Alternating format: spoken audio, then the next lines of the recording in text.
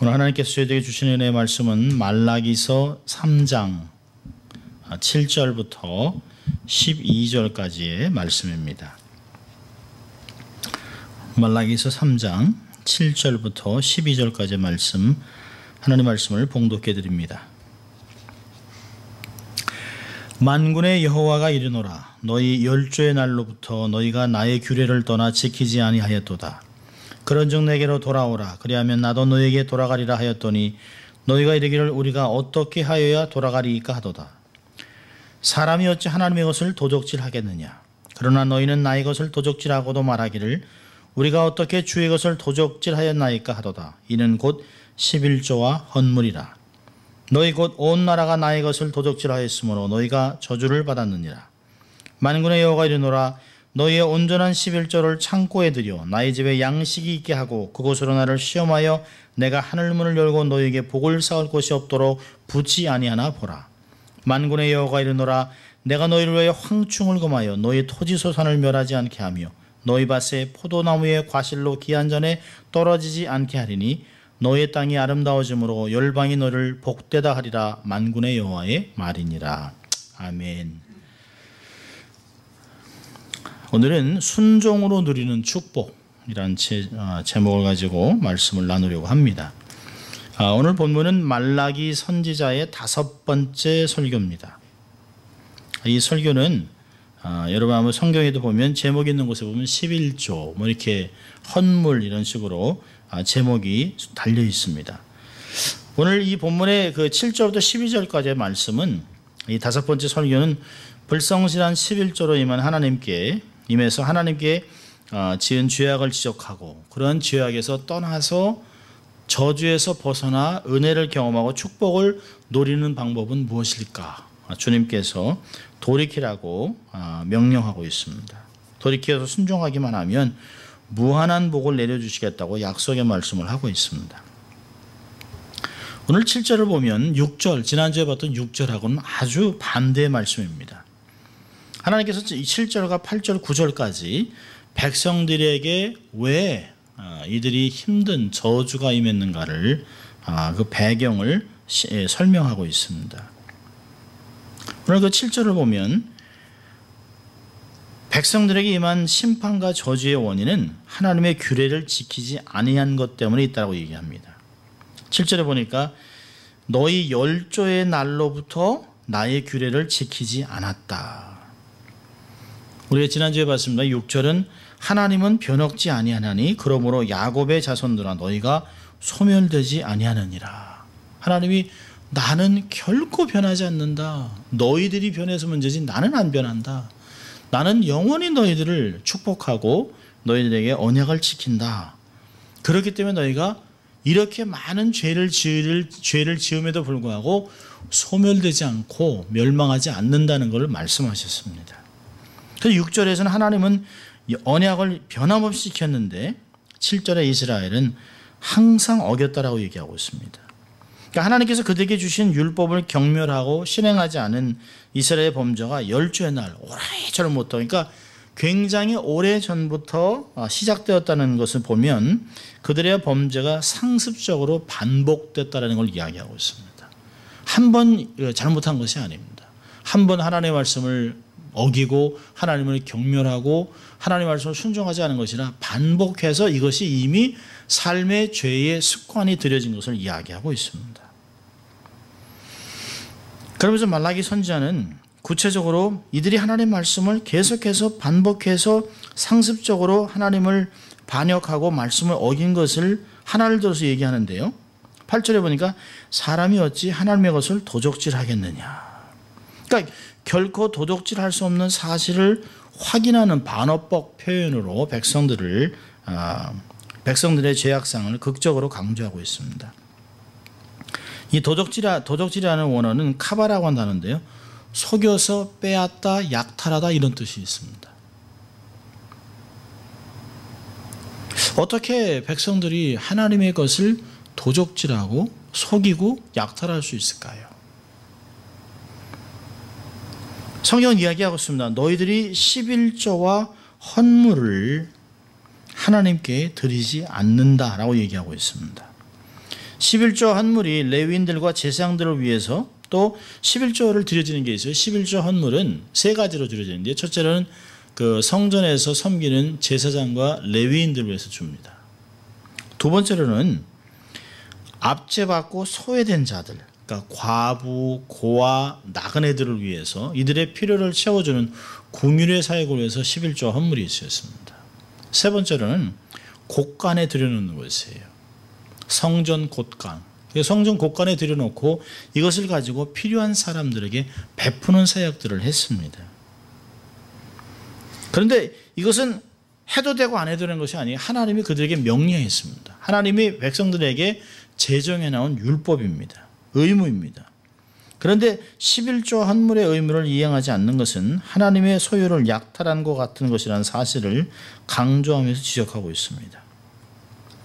전심으로 드린 11조 헌물은 축복과 은혜의 조건일 수 있지만 이를 악의적으로 거스리고 준행하지 않는 것은 징계와 저주를 부르는 일이 되는 것입니다. 그러니까 이스라엘의 징계와 이스라엘의 저주는 스스로 자처한 것이에요. 9절에 그러잖아요. 너희 곧 온 나라가 나의 것을 도적질하였으므로 너희가 저주를 받았느니라. 저주를 받았다고 얘기합니다. 그 원인은 무엇이냐? 너희가 도적질을 했다는 것이에요. 자, 그렇다면 우리가 11조 제도에 대한 바른 이해가 좀 필요합니다. 우리가 하나님께 드릴 때는 그 드리는 형식을 굉장히 조심해야 합니다. 시편 50편 12절을 보면 이런 말씀이 있어요. 내가 가령 주려도 내게 이르지 않을 것은 세계와 거기 충만한 것이 다 내 것이미로다. 학개서 2장 9절에서도 은과 금은 다 내 것이라. 하나님이 소유하지 않은 것이 없어요. 산과 천하 모든 만물은 다 하나님의 것입니다. 하나님께서 우리 없이도 얼마든지 하나님의 나라를 운영하고 이스라엘 백성들을 축복하고 필요한 모든 것을 공급하실 수 있습니다. 마치 우리가 하나님 앞에 뭘 드려서 하나님이 정말 좋은 것을 받으시고 기분 좋게 생각하시라고 하는 그런, 마치 우리가 우리 조상들에게 무슨 좋은 것을 바쳐서 조상들의 마음에 환심을 사서 그것을 가지고 조상들이 우리를 축복하는 그런 생각들이 아니라는 것이에요. 너무나 현세적이고 물량적인 이스라엘 사람들의 생각을 하나님이 꾸짖으시는 것입니다. 구약을 자세히 보면 이스라엘 백성들은 수입 가운데 10분의 1을 떼어서 하나님께 떼어놓고 10분의 9에서도 총 수입액의 10분의 1을 다시 뗐습니다. 결국 10의 2조를 뗐어요. 그래서 해마다 10분의 2를 따로 떼어서 하나님께 드렸습니다. 그러니까 구약에 있는 11조라고 하는 것은 엄연히 보면, 다시 이렇게 정확하게 보면 10의 2조를 이야기하고 있습니다. 먼저 11조는 레위 사람들에게 주도록 했는데요. 레위 사람들은 그 받은 11조에서 그 받은 것에서 11조를 떼서 제사장들에게 주었습니다.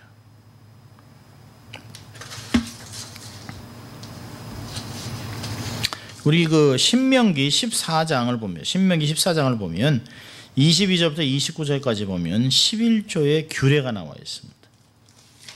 신명기 12장 22절부터 29절입니다.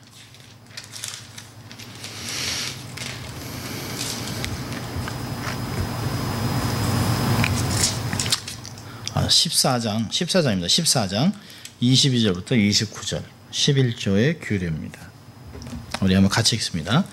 너는 마땅히 매년에 토지 소산의 11조를 더 질 것이며 내 하나님 여호와 앞 곧 여호와께서 그 이름을 두시려고 택하신 곳에서 내 곡식과 포도주와 기름의 11조를 먹으며 또 내 우양에 처음 난 것을 먹고 내 하나님 여호와 경외하기를 항상 배울 것이니라. 그러나 내 하나님 여호와께서 그 이름을 두시려고 택하신 곳이 내게서 너무 멀어 행로가 어려워서 그 풍부히 주신 것을 가지고 갈 수 없거든. 그것을 돈으로 바꾸어 그 돈을 싸서 가지고 내 하나님 여호와의 택하신 곳으로 가서 무릇 내 몸에 좋아하는 것으로 그 돈으로 사되 우양이나 포도주나 독주 등 무릇 내 마음에 원하는 것을 구하고 거기 내 하나님 여호와 앞에서 너와 내 권속이 함께 먹고 즐거워할 것이며 내 성읍에 거하는 레위인은 너희 중에 분깃이나 기업이 없는 자니 또한 저버리지 말지니라. 매 3년 끝에 그의 소산의 10분의 1을 다 내어 내 성읍에 저축하여 너희 중에 분깃이나 기업이 없는 레위인과 내 성 중에 우거하는 객과 및 고아와 과부들로 와서 먹게 배부리게 하라. 그리하면 내 하나님 여호와께서 너의 손으로 하는 범사에 내게 복을 주시리라. 예, 얘기하고 있습니다. 하나님께 매년 토지 소산의 11조를 드리라는 것이에요. 이스라엘 백성들은 두 번째 11조를 가지고 1년에 3번씩 예루살렘에 오가는 비용으로 쓰였습니다. 이스라엘 남자들은 반드시 예루살렘에 1년에 3번씩 절기를 지키기 위해 올라가야 합니다. 유월절, 오순절, 장막절 이렇게 3번에 올라가야 돼요. 그런데 3번에 올라가는 것이 사실은 가까운 거리가 아닙니다. 그래서 경비를 미리미리 모아두라는 것이에요. 그러니까 유교절 같으면 무교절부터 7일 동안 지키기 때문에 장막들도 7일을 지키니까 하루 갔다 하루 내려올 수 있는 것이 아니에요. 거의 일주일을 절기를 지키기 위해서 재정을 모아놓으라고 하는 것입니다. 그래서 그것을 위해서 하나님께 예배도 드리고 헌물도 드리고 또 그 하나님 앞에 그 여행을 하기 위해서 11조를 따로 떼어놓으라 얘기하고 있습니다. 하나님께서 따로 떼어놓으라고 하면 그저 순종하면 되는 것이죠. 하나님의 명령에 대한 순종이기 때문에 하나님이 즐거이 받으시는 재물이 되는 것입니다. 가족도 데려가도 좋지만 또 하나 분명히 가르친 것은 내 경내에 레위 사람을 저버리지 말라. 내 좋은 것으로 나누라 라고 하는 말씀이 여러 번 반복해서 신명기 12장부터 계속해서 반복해서 나와 있습니다. 왜 그럴까요? 이스라엘이 가나안 땅을 정복한 후에 땅을 나눴습니다. 땅을 나누는데 모든 지파들은 다 땅을 갖는데 하나님이 레위인들에게는 하나님께 분깃을 안 주셨어요. 그리고 이스라엘 백성들이 레위인들을 먹이게 하셨습니다. 계속해서 여호수아부터 사사기, 룻기 쭉 오면서 역대하, 역대상하까지 쭉 보면서 말라기까지를 보면 이스라엘 백성이 어떤 신앙으로 어떻게 레위인들을 잘 대접하고 잘 섬겼느냐에 따라 그들의 신앙이 세워지고 또 그들이 타락했던 것을 볼 수 있습니다. 그들이 타락해서 성전에 물질을 가져오지 아니하고 11조를 드리지 않으면 레위 족속도 먹을 것이 없어요. 가난하게 됩니다. 그러면 그들이 성전에서 떠나요. 먹고 살아야 되기 때문에 밭으로 나갑니다. 그러면 예배는 온전히 드려지질 않습니다. 예배가 무너지는 거죠. 결국은 이스라엘이 멸망한다고 가르쳤습니다. 그러니까 레위 사람들이 건실하게 존재하면서 늘 훌륭한 생활하면서 백성들을 말씀으로 가르치고 이끌어 나가는 것이 이스라엘 백성들의 존폐에 달려있다는 것이에요. 마치 바로미터 같은 것이죠. 이걸 통해서 레위인들의 상태에 따라 이스라엘 사람들이 어떻게 되느냐를 따집니다. 그래서 하나님께서 사실은 이스라엘 백성들을 다루는 것보다는 늘 하나님께서 제사장들의 상태를 먼저 다루죠. 백성들의 잘못은 제사장들이 있다. 근데 이 레위인들과 제사장들이 재물이 없어 다시 자기들이 밭으로 다니면서 떠돌아다니면서 그 일을 했다면 그것은 백성들이 11조를 드리지 않았기 때문이라고 이야기하고 있습니다. 성경에 보면 하나님께서 출애굽기 13장 2절을 보면 이스라엘의 모든 장자는 다 내 것이라고 얘기했습니다. 하나님께서 애굽의 장자를 죽이면서 이스라엘의 장자는 죽이지 않았습니다. 그리고 하나님의 것으로 다 삼았습니다. 너는 내 것이라. 그렇다면 이 모든 장자들은 하나님의 소유가 돼서 하나님을 섬기는 삶을 살아야 됩니다. 그래서 자기들이 성전의 일을 직접 맡아야 하고 자기 집을 위해서 돈 버는 일을 전혀 하지 않고 온전히 하나님께 드려야만 됐습니다. 근데 그렇게 하지 못하니까 자기 집을 돌보는 대신 레위 사람들을 세운 것이에요. 그래서 모든 백성들이 각 집마다 15세겔씩 속전을 내서 계약을 맺은 것이에요. 당신이 우리 가정을 대신해서 하나님을 섬겨달라 라고 하는 계약들을 맺은 것입니다. 이렇게 각 집의 장자를 대신하는 것이 레위 사람이기 때문에 레위 사람들을 그들이 장자처럼 대접해야 됐다는 것이에요. 그런 까닭에 레위 사람들을 귀하게 여기고 존중했습니다. 레위 사람이 많았는가? 아니요. 레위 사람들의 숫자는 굉장히 적었습니다. 유독히 적었습니다. 이스라엘 백성이 애굽에서 약속의 땅으로 들어갈 때 이스라엘 백성의 수가 장정만, 그러니까 20세 이상의 남자만 60만 명입니다. 레위 사람은 1개월 이상 된 사람부터 전부 따져봐야 2만 2천 명밖에 안 돼요. 그러니까 장정만 따지면 거의 한 16,000명 정도밖에 되지 않습니다. 그러니까 60만 명에 만 한 6,000명밖에 안 돼요. 굉장히 차이가 많습니다. 그러니까 민수기 1장 45절부터 46절을 보면 이스라엘 백성의 장정이 60만 3,550명이라고 있어요.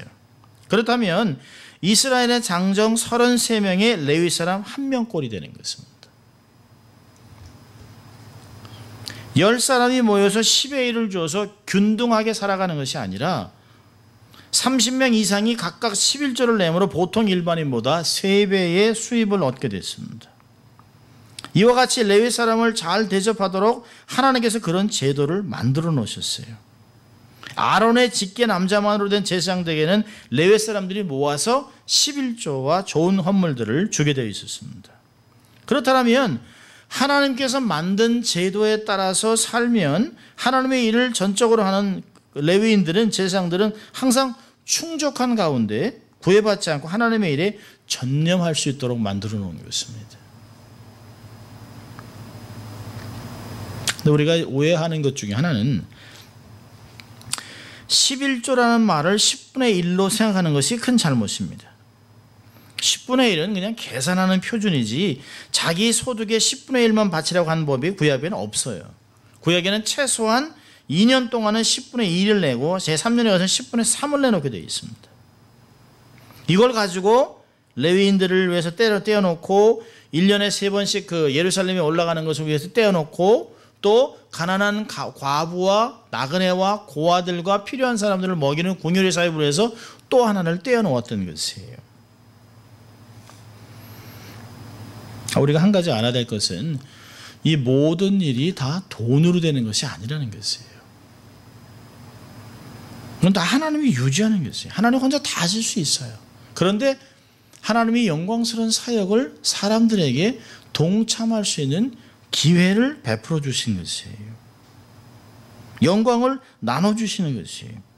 이런 예배와 이런 사역과 하나님의 영광스러운 예배를 드리기 위해서 이 모든 것에 함께 사람들이 동참할 수 있도록 기회를 베풀어 주신 것이에요. 우리가 그런 일에 가담하는 영광을 누리는 것은 얼마나 감사한 일입니까? 그러니까 11조를 하지 않는 것은 하나님을 불신하는 것이에요. 감사가 없는 생활이에요. 하나님께 대항해서 거역하는 것입니다. 그러면 하나님께 징계를 받는다는 것이에요.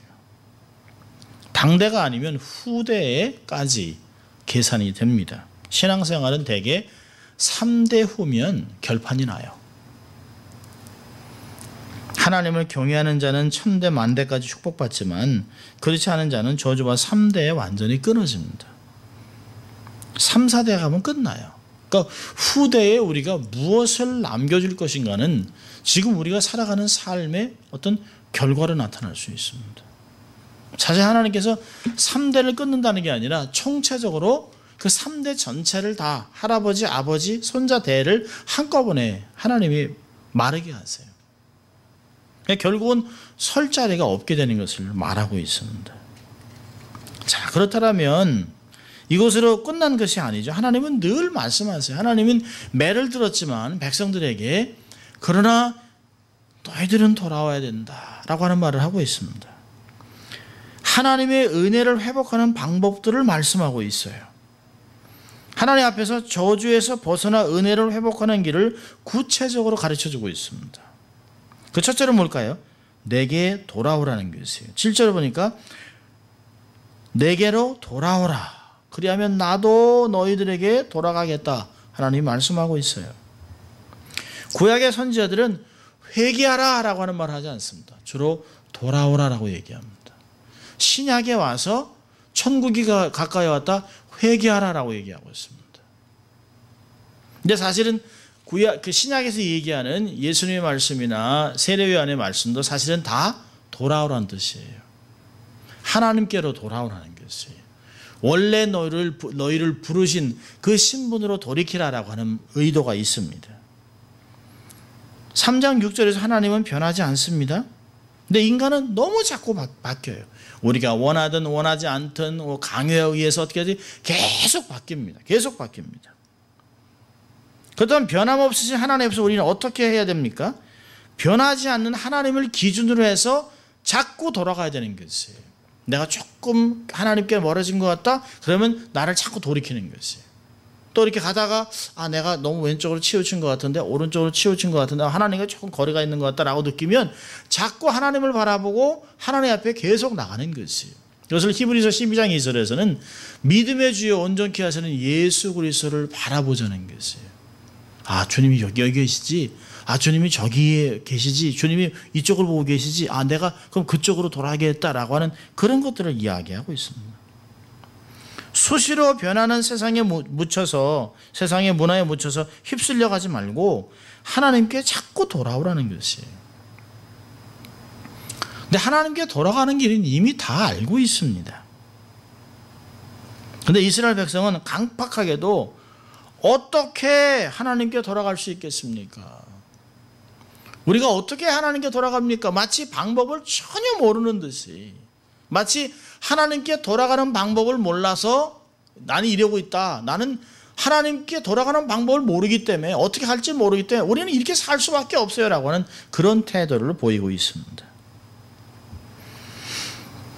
예레미야 31장 18절을 보면 이렇게 말씀하고 있습니다. 주께서 나를 징벌하시며 멍에에 익숙지 못한 송아지 같은 내게 징벌을 받았나이다. 주는 나의 하나님 여호와시니 나를 이끌어 돌이키소서. 그리하시면 내가 돌아오겠나이다. 에레미야가 5장 21절에서 이렇게 얘기해요. 여호와여 우리를 주께 돌이키소서. 그리하면 우리가 주께로 돌아가겠사오니 우리의 날을 다시 새롭게 하사 옛적 같게 하옵소서. 간단한 거죠. 회개라는 것이에요. 이스라엘 백성들에게도 이미 많이 말씀하셨고 선지자들도 하나님께 돌아가는 방법은 회개하는 것이죠. 이제까지 살던 방법은 멈추고 하나님을 향해서 다시 돌이키는 것이에요. 마치 신약에서는 이 회개를 가장 아주 그림으로 보여주는 곳이 어디냐면 누가복음 15장입니다. 탕자의 모습. 탕자가 내가 이게 돼지 쥐엿 먹는 거라도 배를 부를 수 없으니 어떻게 해야 될까? 정말 우리 집에는 종도 배부르게 먹는데 내가 하늘에 죄를 짓고 아버지께 죄를 짓고 이제 내가 아들이 할 수 없이 이제 내가 나를 종으로 삼아달라고 해야 되겠다. 그래서 스스로 이제 리허설을 합니다. 그리고 아이고 이 집에 가면 어떻게 할까? 어떻게 종으로 어떻게 살아가야 될까? 아버지 얼굴을 어떻게 볼 수 있을까 하고 터덕터덕 걸어갑니다.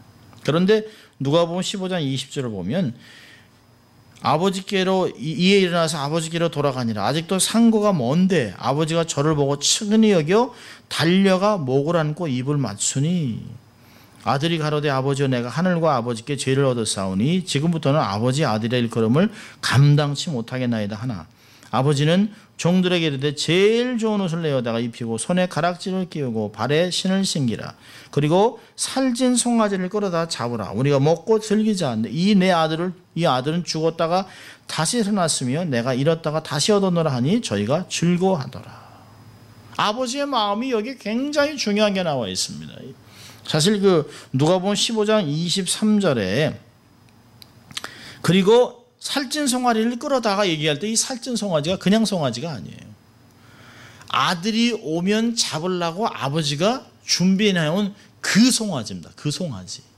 여기에 원래 definite article이 있어요. 정관사가 있습니다. 그러니까 우리가 읽으려면 그리고 살찐 그 송아지, 내가 둘째 아들이 돌아오면 잡으려고 했던 그 송아지. 그러니까 모든 종들이 다 알아요. 종들이 무슨 송아지를 얘기하는지 알아요. 그러니까 아버지는 전부터 아들이 돌아오면 내가 잔치를 벌이겠다. 그러니까 집 나간 아들이 창피하고 부끄럽고 이게 아니에요. 이 아들이 언젠가는 돌아올 텐데 이 아들을 위해서 내가 살찐 송아지를 계속 준비해 놓은 것이에요. 누굴까요? 예수 그리스도. 이 살찐 송아지를 준비해 놓고 신분을 완전히 회복해 놔요. 이 살찐 송아지 잡아놓고 잔치를 벌리자는 거예요. 아버지는 준비가 다 돼 있습니다. 우리가 하나님께만 돌이키면 벼룩도 낯짝이지라고 하면서 하지만 그럼에도 불구하고 우리가 돌이키면 하나님은 엄청나게 빠른 속도로 우리에게 달려오신다는 거예요. 우리가 저주에서 벗어나 은혜를 회복하는 길은 간단합니다. 그냥 주님께 돌아서는 것이에요. 내가 10년을 방황했으면 10년을 돌이킬 필요가 없어요. 10년을 방황했던 그 자리에서 그냥 딱 돌아서면 되는 것이에요. 하나님을 향해 돌아서면 되는 것이에요. 동으로 가다가 서쪽으로 가는 방법은 그냥 돌아서면 서쪽으로 가는 것이에요. 저주에서 벗어나 은혜를 회복하는 길은 먼저 내게 돌아오라, 하나님께 돌아가는 것이에요. 두 번째로는요, 10절을 보면 만군의 여호와가 이르노라, 너희의 온전한 11조를 창고에 들여 나의 집에 양식이 있게 하고 그것으로 나를 시험하여 내가 내게 하늘문을 열고 너희에게 복을 쌓을 곳이 없도록 붙지 아니하나 보라. 이 10절에서는 중요한 단어가 두 개입니다. 두 개. 11조를 드리라, 또요 하나님을 시험하라. 두 가지입니다. 그러니까 하나님께서 내게로 돌아와서 11조를 온전한 11조를 드려봐라. 순종하라는 것이죠. 이 원문으로 보면 너희는 지속적으로 계속해서 11조의 전부를 가져오라는 게, 비슷하게 11조 비슷한 것을 드리는 것이 아니라 명목상으로 1000불 드려야 되는데 한 500불 드리고 11조다 이러는 것이 아니라 온전한 11조를 다 가져오라는 거예요. 온전한 11조 드리라는 것이에요. 그래서 창고에 들여 나의 집에 양식이 있게 하라. 이 양식을 가지고 성전을 섬기는 제사장과 레위인들을 먹이고 가난한 자를 먹일 수 있도록 풍족하게 만들라는 것이에요. 쉽진 않죠. 11조 생각하면 사람들이 굉장히 어렵게 생각합니다. 근데 10의 구조는 생각하지 않죠. 11조가 너무 커 보이는 것이에요. 그런데 하나님께서 얘기하죠. 온전한 11조를 내게 드려오라는 것이에요. 순종하라는 것이에요. 대가를 지불하라는 것이에요. 말씀을 한번 순종해보라는 것이에요. 그리고 하나님이 세 번째로 보니까 뭐라 그럽니까? 나를 시험해보라. 이건 뭐예요? 나를 검증해보라는 것이에요. 사실 성경에 하나님을 시험치 말라 하는데 여기만 유독하게 시험하라는 말을 씁니다. 이 시험한다라고 하는 히브리어 말은 검사한다, 증명한다, 이런 검증한다는 말이 있습니다. 하나님은 당신의 말씀에 순종해서 자신이 어떤 하나님인지를 직접 경험하려고 하는 것이에요. 마치 야, 나를 믿고 좀 순종해봐라. 어떻게 되나? 한번 해봐.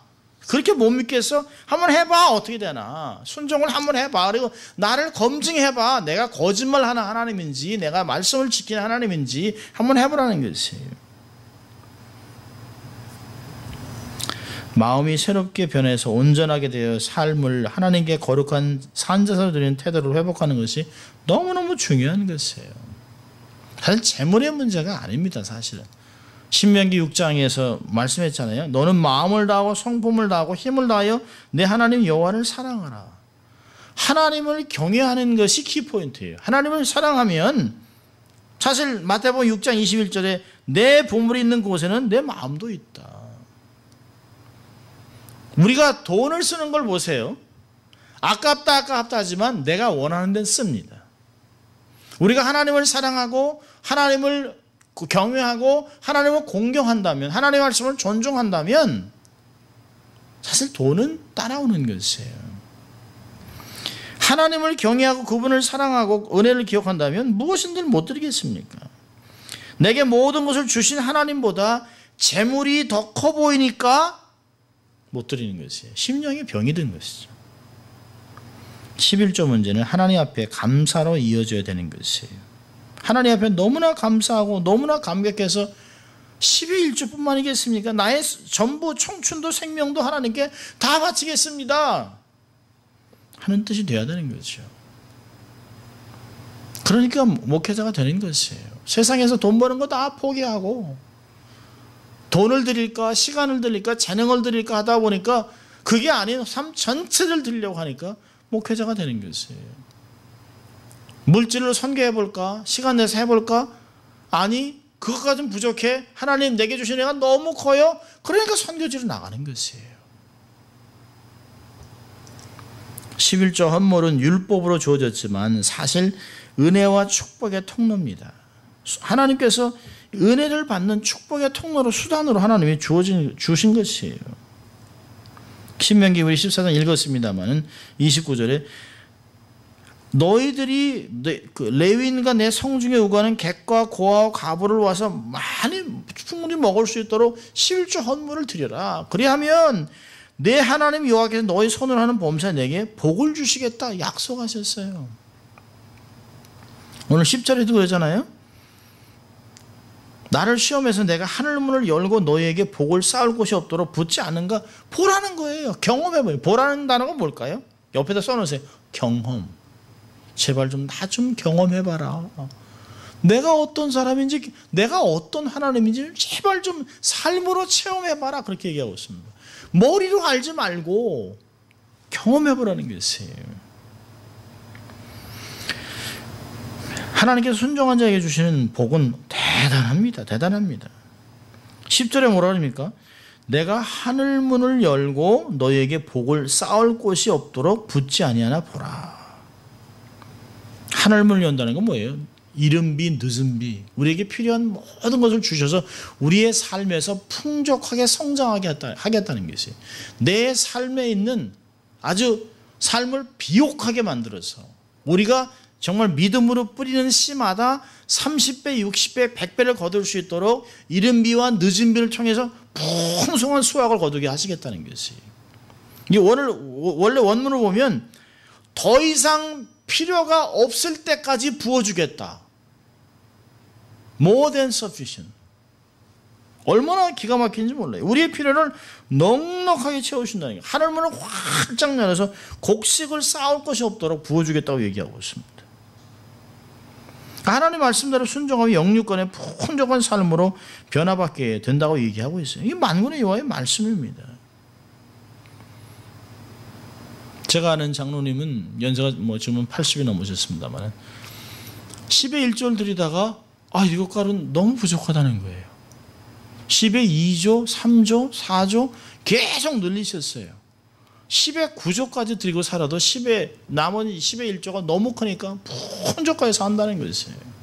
10의 9조를 하나님께 드리고 교회를 드리고 다른 선교지 보내고 그렇게 보내면서도 넉넉하게 살아가는 것이에요. 넉넉하게. 그러니까 그분은 너무너무 감사한 것이에요. 아무리 세월이 변해도 하나님의 약속은 변하지 않습니다. 시편 34편 9절에 그랬잖아요. 너희 성도들아 여호와를 경외하라. 저를 경외하는 자에게는 부족함이 없도다. 내 삶에 하나님을 하나님으로 섬기지 못하고 하나님을 하나님으로 안 믿어드리니까 내 삶에서 하나님을 자꾸 재는 거예요. 그리고 내 것이라고 생각하는 것이죠. 하나님이 내게 주신 모든 것. 고린도전서 4장 6절 7절에 너희 중에 갖고 있는 것 중에 내게로 받지 않은 것이 어디 있느냐? 하나님께로 받지 않은 것이 있으면 내보내라는 것이에요. 없잖아요. 우리의 생명, 우리의 건강, 우리의 재물, 모든 재능 다 하나님이 주신 것이에요. 그런데 마치 내가 얻은 양, 내 것인 양 하니까 하나님께 드리는 게 인색해지는 것이에요. 그런데 하나님께 드리면 처음에는 힘들더라도 드리면 하나님께서 말씀하신 대로 경험하기 시작해요. 조금씩 하나님이 정말 성실하게 갚아주시는구나 하는 것들을 경험합니다. 풍족함을 주신다고 얘기했어요. 11절은요. 하나님이 보호하신다고 그랬어요. 만군의 여호와가 이르노라 내가 너희를 위하여 황충을 금하여 너희 토지 소산을 멸하지 않게 하며 너희 밭에 포도나무의 과실로 귀한 전에 떨어지지 않게 하겠다. 이게 황충을 금한다는 게 뭘까요? 황충은 뭐예요? 정말 추수하기 전에 곡식을 갉아먹는 것들이에요. 우리의 삶에서 추수를 해야 되는 그때에 추수를 하지 못하도록 우리를 공격하는 대상들입니다. 근데 여기 보면 황충을 금한다는 단어가 있잖아요. 옆에 하나님이 꾸짖는다는 게 오지마 이렇게 꾸짖는다는 것이에요. 사단이 공격하고 우리로 하여금 힘들게 하려고 하는 황충이 올 때 하나님이 그들을 꾸짖나요? 오지 말아라. 그래서 황충이 우리의 토지 소산을 멸하지 못하게 막아주겠다는 것이, 삶의 모든 영역에 있는 하나님 허락하신 이 재물들, 이런 것들을 다 보호해 주시겠다는 것이, 그 정도가 아니에요. 황충만 막아주는 것이 아니에요. 너희 밭에 포도나무의 과실로 기한전에 떨어지지 않게 해주겠다. 하늘문을 열어 이른 비와 늦은 비와 더불어 이슬을 적당히 내린다 할지라도 자라난 소산물을 먹어치는 원수가 있으면 무슨 유익이 있어요? 또한 떨어지지 않게 지켜지지 않으면 다 잘 자랐어요. 막 정말 이렇게 막 과일이 막 엄청나게 자랐는데 갑자기 우박으로 그냥 막 다 날아갑니다. 저희 소천하에 있습니다. 저희 고모가 장호원에서 복숭아 과소원을 했어요. 사과하고. 그러니까 정말 잘 자랐는데 제일 마음이 아픈 것은 잘 자랐다가 뚝뚝 떨어져요. 땅에 떨어지면 못 판다는 거예요. 상품 가치가 안 되니까. 그러다가 갑자기 우박이라도 오거나 하면 그냥 그의 농사는 다 망하는 거예요. 그러니까 그분이 예수님 믿지 않았지만 정말 하늘이 해줘야 되는 거예요. 하늘이 해줘야 된다는 것이. 잘 자라게 정말 비가 안 와가지고 막 애가 타고 막 그냥 막 물을 버켓으로 하다가 막 나무들마다 물을 줘도 안 되죠. 비가 와야 되는 거죠.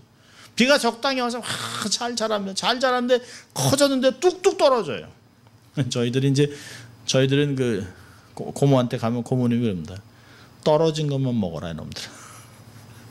그럼 저희들이 이제 상품으로 팔기 위해서 그걸 못 먹고 떨어진 것들. 근데 어떤 때는 정말 좋은 거 이만한데 한쪽만 이렇게 흠이 갔어요. 못 팔아요.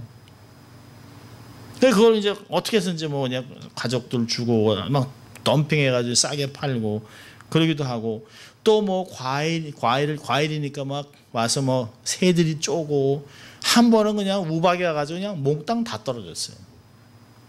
근데 성경이 얘기하잖아요. 하나님께서 막아주겠다는 게 너희 밭에 포도나무의 과실을 기한 전에 떨어지지 않게 하게 했다. 얼마나 기가 막힌 하나님 말씀입니까? 황충을 막아서 추수가 헛되지 않게 하고 잘 자란 거 떨어지지 않게 막아주겠다. 너의 마음을 시원하게 흡족하게 해주겠다 하나님 말씀하셔요. 얼마나 좋은 하나님입니까? 하나님은 정말 구체적으로의 삶을 지켜주겠다 얘기하고 있어요. 세상의 축복은 잠깐 오다 말라버립니다. 하나님의 축복은 변함이 없어요. 왜요? 하나님이 철저하게 지켜주기 때문에. 하나님 앞에 11조 생활하는 사람은 하나님이 부어주시고 보호하며 축복을 받습니다. 묘한 일이 벌어져요. 그래서 정말 안 될 것 같은데 그 삶 안에 하나님께 드려졌던 삶이 있어요. 그것 때문에 하나님이 그를 보호하고 힘들 때도 불황도 잘 지나가게 하는 것들을 잘 보게 됩니다. 하나님이 보호해 주시겠다고 약속했기 때문에 그런 것입니다. 말씀을 붙잡고 살아가는 것이 너무너무 중요한 것이에요. 자, 세 번째로 12절을 보면 하나님의 축복은 칭찬입니다. 칭찬. 12절에 너희 땅이 아름다워짐으로 열방이 너희를 복되다 하리라. 만군의 여호와의 말이니라. 이방인이 칭찬한다는, 이방인이 아주 호평을 한다고 하는 것이에요. 그래서 11조 생활 철저히 하는 사람들은, 믿지 않는 사람들도 이야 나도 저렇게 살아야 되겠다. 대단하네. 잘 되네. 호황이네. 참 부럽네. 참 저 사람 괜찮은 사람이라고 평을 듣게 된다는 것이에요. 하나님의 축복의 근거에서 그들의 땅이 소원했던 대로 풍성한 소산을 내므로 주위에 있는 사람들에게 기쁨을 주고 칭찬을 받게 된다라고 얘기하고 있습니다. 11조 생활 열심히 하고 하나님께 헌물을 드리면 많은 사람이 존경하고 축복하고 칭찬과 영광 있는 삶을 살게 됩니다. 저는 오늘 본문을 보면 7절과 12절을 보면 본문이 어떻게 시작해서 어떻게 끝났는지 자세히 보세요. 7절 보면 만군의 여호와가 이르노라. 12절 마지막이에요. 만군의 여호와의 말이니라. 똑같은 거예요. 사실 한국말로는 이르노라 말인이라고 했지만 사실은 똑같아요. 만군의 여호와께서 말씀하셨다. 또 12절에도요. 만군의 여호와께서 말씀하셨다. 동일한 말로 끝나고 있습니다. 한 번 약속한 거 반드시 성취하겠다는 확약한 뜻으로 만군의 여호와라는 것을 처음부터 끝까지 도장을 꽝 찍어놓은 것이에요. 이 말은 변하지 않는다. 내 이름으로 맹세해 놓은 거라는 것이에요. 얼마나 기가 막힌지 몰라. 이 말라기는 이 짧은 책 안에 만군의 여호와라는 말을 24번이나 반복해서 하고 있습니다. 내가 어떤 하나님이냐, 너희들이 무시하는 나는 어떤 하나님, 나는 만군의 여호와 하나님이니라. 천지를 창조했고 너희들은 복을 줄 수 있고 저주를 할 수 있고 너의 삶을 완전히 변화시킬 수 있는 그런 하나님인데 나를 좀 경험해라 라고 하는 말을 계속해서 얘기하고 있습니다. 돌아오너라 돌아오너라 내가 너희를 복주겠다라고 하나님이 말씀하고 있어요. 백성들이 하나님의 정한 규례, 특별히 그 중에서도 11조와 헌물을 하나님께 어떻게 드리느냐에 따라 축복과 저주의 상반된 길로 들어갔던 것을 볼 수 있어요. 구약은 보면 그렇게 얘기하고 있습니다. 신명기에서도 내가 축복과 저주를 너희 앞에 두었다. 너희들이 선택하라는 것이에요. 말씀을 듣고 순종하면 너희들이 나가도 들어가도 복을 받고 하나님이 엄청난 복을 주지만 너희들이 말씀을 어기면 너희들의 삶에서 되는 것이 없다라고 이야기하고 있어요. 사실 말라기 시대에만 국한된 것이 아니죠. 사실은 오늘날에도 역시 마찬가지예요. 하나님 앞에서 교인들이 특별히 하나님의 사람들, 성도들이 교회의 제반 의무를 어떻게 잘 섬기는가. 예배를 출석하고 하나님께 헌금을 하고 전도를 하고 구제하고 선교를 하는 이런 모든 것들을 열심히 감당한다면 하나님이 그들의 삶을 복되게 하실 것이에요. 그러나 그것을 함부로 여기고 소홀히 여기고 하나님께 드려야 될 것을 마땅한 것을 가로채고 영광을 훔치게 된다면 패역한 행위가 된다는 것이죠. 그러나 11조를 하는 것은 하나님을 인정하는 것이에요. 약속을 신뢰하는 신앙입니다. 어떤 면에서는 11조는 우리 신앙의 기준입니다. 기준. 어떤 분이 그래요. 와, 저분 11조도 드려요. 아니 11조는 의무인데 11조는 당연히 하는 건데 11조 안 하는 게 비정상이죠. 11조 하는 게 정상이죠. 11조 하는 것이 특별한 신앙이 아니에요. 당연히 하는 것이에요.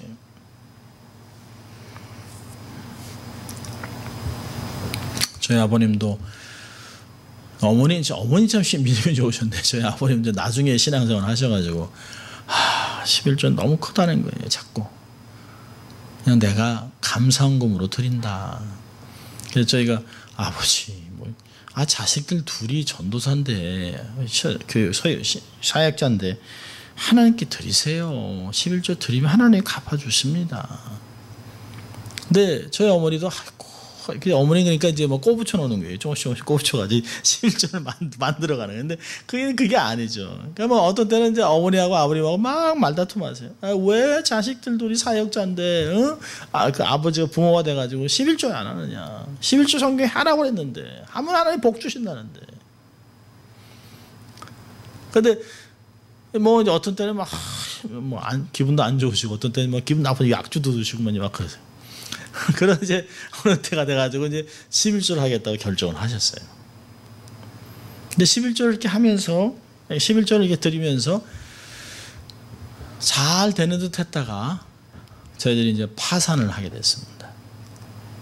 그래서 저희가 이제 집을 다 가게를 다 날리고 집도 날리고 참 너무너무 힘든 그 아버지 입장에서는 뭐 11조 드려봐야 이게 무슨 소용이 있냐. 다 가게 망하고 다 집도 날라가고 자동차 다 빼앗기고 그리고 이제 LA로 이사 오셔서 자식들하고 아파트에 사시면서 참 고통스러우셨어요.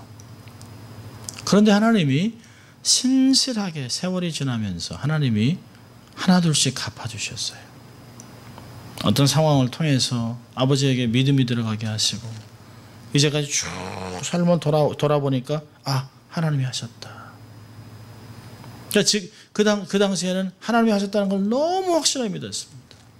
그리고 자식들이 아버지한테 어떤 기회가 돼가지고 아버지한테 작은 그 콘도를 하나 사드렸습니다.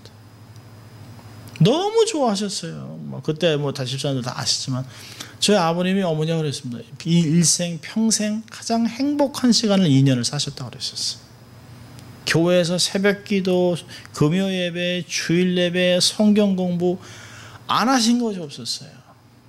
그러면서 신앙생활이 이렇게 좋은 건지 몰랐다고 얘기했어요. 제 방에 있는 수석을 가지고 공부하시고 성경 공부를 공부하시면서 저한테 말씀을 물어보시고 제가 가르쳐드리고, 근데 마지막에 암으로 돌아가셨지만 하나님께서 아버지의 마음을 정말 하나님을 향한 마음으로 아주 견고하게 만들어 놓고 가셨습니다.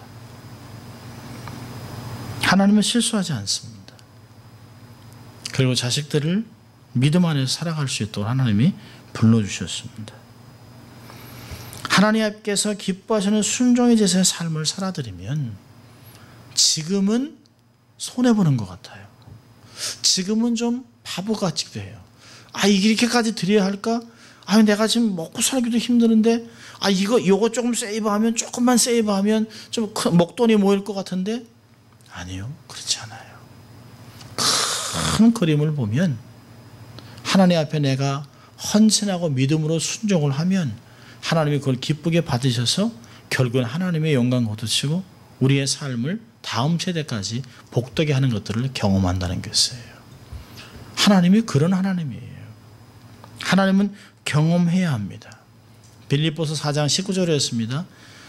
너희의 쓸 모든 것들을 그리스도 안에서 하나님이 풍성하게 주시겠다 약속하셨습니다. 그렇다면 성도들은 마땅히 하나님 앞에 청지기로, 신실한 청지기로 삶을 살아가면서 말씀 따라서 시간과 물질을 드리고 하나님 앞에 우리의 삶을 드리고 헌신을 드림으로 무한한 복을 받아 누리는, 결국에는 하나님은 선하셨다, 하나님은 정말 좋으신 하나님이다, 하나님밖에 없다라고 하는 고백을 하는 여러분들 될 수 있기를 주의 이름으로 축원합니다. 기도하겠습니다. 하나님 아버지 감사합니다. 오늘도 저희를 금요예배로 부르셔서 우리가 어떻게 하나님 앞에 헌신하고 율법을 지켜나가며 삶을 살 수 있도록 도전하신 주님 감사합니다. 말씀대로 순종을 통하여 축복을 누리는 저희들이 될 수 있도록 하나님 축복하여 주시옵소서. 감사하고 예수님 이름으로 기도합니다. 아멘.